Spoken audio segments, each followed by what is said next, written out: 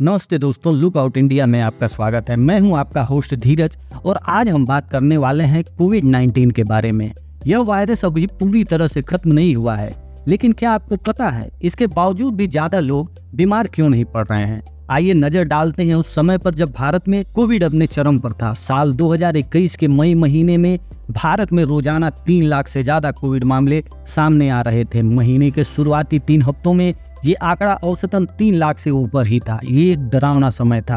अस्पताल में जगह नहीं थे, लोगों की जान पर बन आई थी। ठीक 3 साल पहले यानी 6 मई 2021 के दिन रिकॉर्ड 4,14,000 से अधिक केस आए थे। हालांकि ये संकट कुछ महीनों तक रहा। धीरे धीरे चीजें बेहतर हुई। दूसरे देशों के उलट भारत को फिर से उस स्तर की खतरनाक लहरों का सामना नहीं करना पड़ा। यहाँ तक कि 2022 की शुरुआत में ओमिक्रॉन की लहर ने लोगों को बड़ी संख्या में संक्रमित तो किया, पर अस्पताल में भर्ती होने वाले मरीजों तो क्या महामारी खत्म हो गई? 5 मई 2023 को विश्व स्वास्थ्य संगठन WHO ने कोविड-19 को वैश्विक स्वास्थ्य आपातकाल का दर्जा हटा दिया। यह इस बात की स्वीकृति थी कि वायरस का अनियंत्रित फैलाव थम रहा है और उतनी गंभीर बीमारी नहीं हो रही है जिससे स्वास्थ्य सेवाओं पर भारी दबाव पड़े। भारत में 31 मार्च 2022 के बाद कोविड से जुड़े सभी प्रतिबंध हटा लिए गए, वो भी ओमिक्रॉन लहर के कमजोर होने के तुरंत बाद। इसके साथ ही आपदा प्रबंधन अधिनियम भी लागू होना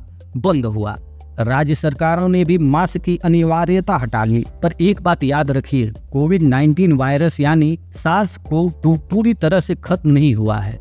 अभी भी इसके संक्रमण हो रहे हैं और कुछ मौतें भी। फिलहाल जो वेरिएंट सबसे ज्यादा सक्रिय है वो है JN.1, जो ओमिक्रॉन का ही एक रूप है। ये पहले के वेरिएंट से थोड़ा तेजी से फैलता है पर उतना खतरनाक नहीं है। विश्व स्वास्थ्य संगठन का डेटा ये दिखाता है कि 14 अप्रैल तक के 4 हफ्तों में दुनिया भर में 2,42,000 से ज्यादा मामले दर्ज किए गए, जिसमें से 2/3 रूस और न्यूजीलैंड में थे। भारत में तकरीबन 3,000 केस सामने आए। इसी दौरान लगभग 3400 मौतें कोविड के कारण हुई, जिनमें से 2400 अकेले अमेरिका में और भारत में केवल 53। अब जबकि जांच बहुत कम हो रही है, भारत में रोजाना दर्ज होने वाले केसों की संख्या 2 अंकों में है। कल यानी 5 मई को 50 केस सामने आए और केरल में 1 मौत भी हुई। पुणे का NIV, हैदराबाद का CCMB जैसे संस्थान सीवेज के पानी के नमूने और अस्पताल के लिए गए नमूनों से इस वायरस के प्रसार पर नजर रखे हुए हैं। भारत में भी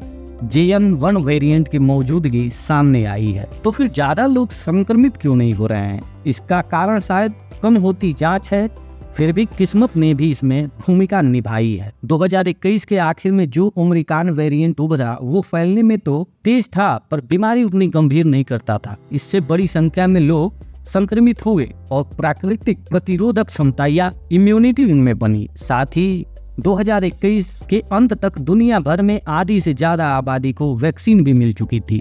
प्रतिरोधक क्षमता में कमी इसका कारण है। फिर चाहे वो प्राकृतिक रूप से संक्रमित होने से मिली हो या टीके से, समय के साथ इसका असर कम होता है। लेकिन लगातार नए और कम खतरनाक वेरिएंट से संक्रमण होते रहने से लोगों की इम्यूनिटी फिर से मजबूत हो रही है। वैज्ञानिकों का मानना है कि शायद यही हो रहा है।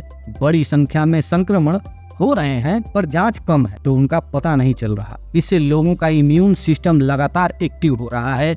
साथ ही कोई नया खतरनाक वेरिएंट ना उभरना बहुत मददगार रहा है, पर ये कब तक चलेगा कुछ कहा नहीं जा सकता। अब वैज्ञानिक उस वायरस से परिचित हैं, वो इसकी गतिविधियों को समझने लगे हैं, अतः जरूरी कदम तेजी से लिया जा सकता है। बस इतना ही आज के लिए। लुक आउट इंडिया से जुड़े रहिए और सुरक्षित रहिए। मिलते हैं अगले वीडियो में, तब तक के लिए धन्यवाद।